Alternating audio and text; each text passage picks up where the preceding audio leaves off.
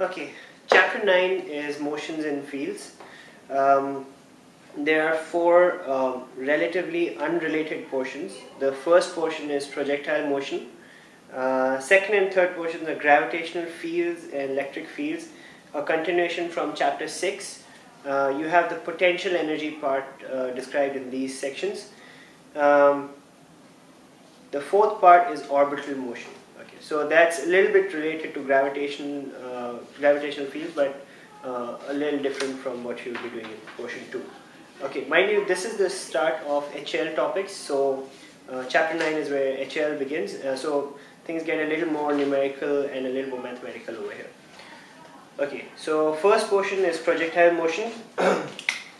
The basic principle of a projectile motion is it's a two-dimensional motion where an object is thrown in the air. Well, a projectile is basically when an object is thrown in the air under the influence of gravity. So when that happens, the object assumes a parabolic trajectory. So for example, an object thrown from here, okay? So let's say the object is thrown at velocity u, initial velocity u, and it assumes a maximum height. At the center of the motion would be the maximum height, okay? And the range covered by the object can be denoted by r, and it falls back over here, okay? So the way to start this off is to identify that the horizontal and vertical components are independent of each other, okay? So we need to separate our horizontal and vertical. So firstly, in the vertical dimension, you need to define what's negative and what's positive, and in the horizontal dimension also, you need to define what's negative and what's positive. So u over here, let's say it's thrown at an angle theta, okay? U can be separated out into u cos theta over here and u sin theta. So those would be the two. The u cos theta becomes the horizontal initial horizontal velocity, and u sin theta becomes the initial vertical velocity. Okay. Now in the vertical dimension, there is a force of gravity acting downward. So the acceleration due to gravity is the acceleration in the vertical dimension. In the horizontal dimension, there is no acceleration. Under ideal circumstances, we are assuming no air resistance.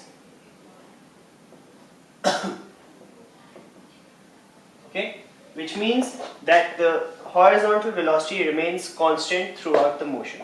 Okay, so now if we have three equations of motion, we've learned this from mechanics. V equals u plus at, S equals ut plus half at squared, and v squared equals u squared plus 2as. Okay, these are the three equations of motion. Now all of the projectile motion equations, or all of the projectile motion problems, are solved by applying the relevant equations of motion respectively in either the vertical dimension or the horizontal dimension. Okay, so let's do that in the vertical and horizontal dimension. So for any point, any general point here where the velocity is v, okay, now v over here will have a component vy and a component vx, okay. So in the vertical dimension, vy will be equal to u sin theta minus gt, okay.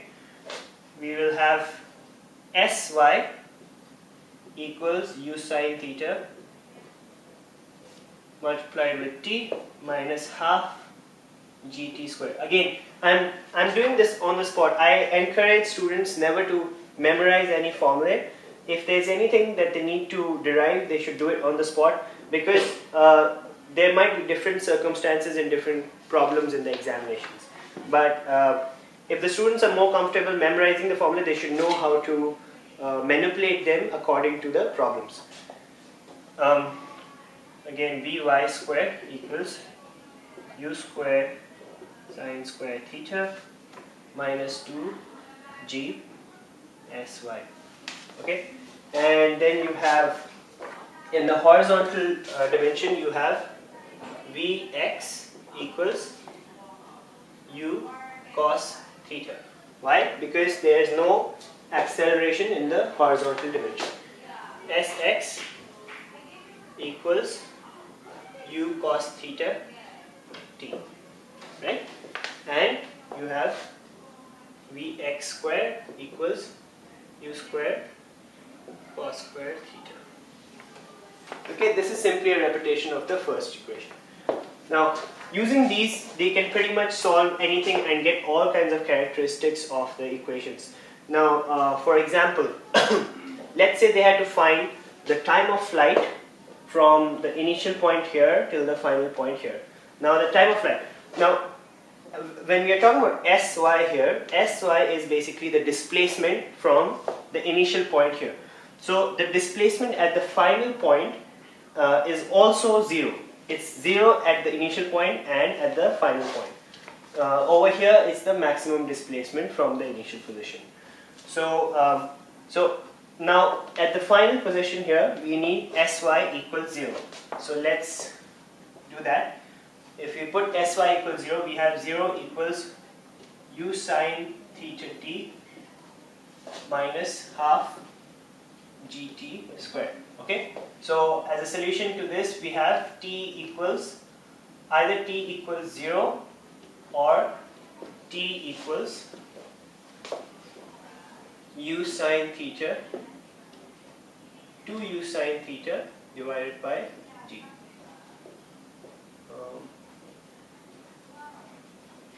Right. Okay. So from here t equals 0 is the time when Sy was 0 at the start of flight.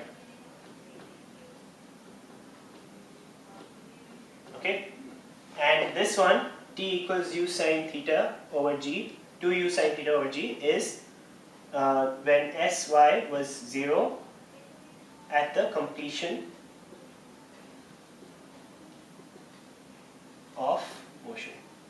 Okay, so therefore this gives you the time of flight.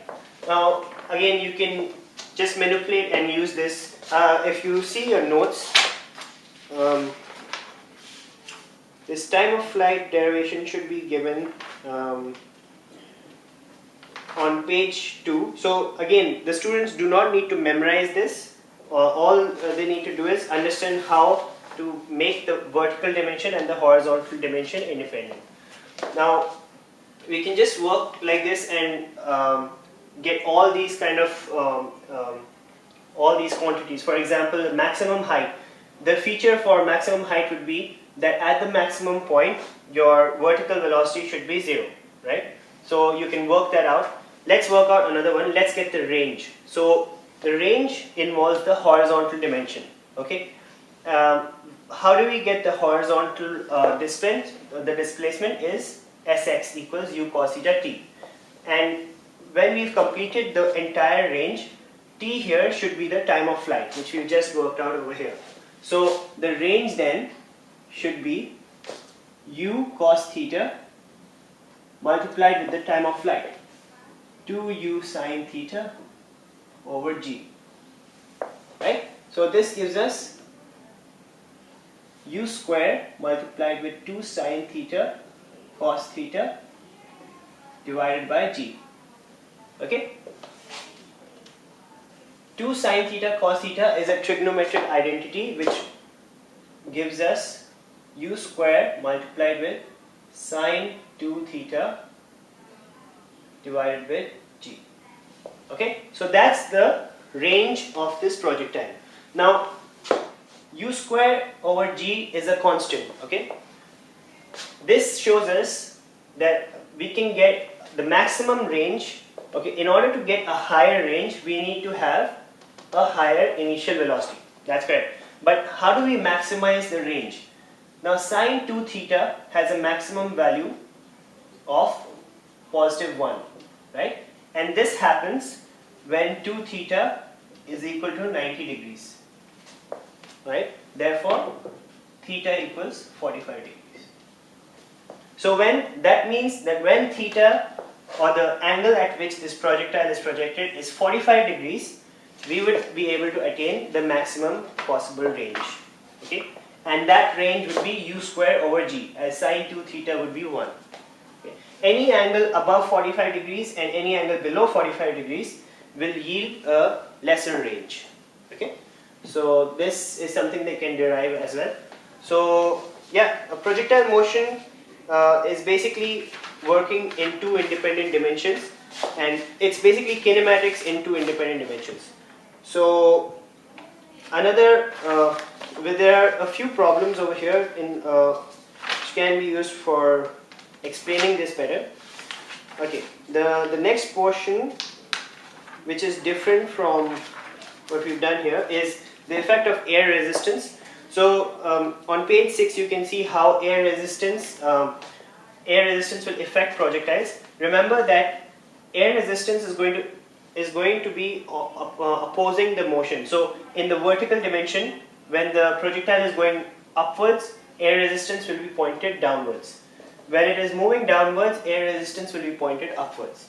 Whereas in the entire horizontal motion, the air resistance will be pointed towards the left over here.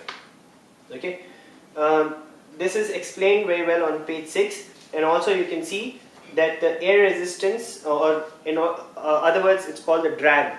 It can be divided into the horizontal drag and the vertical drag, and it depends on the mass of the projectile.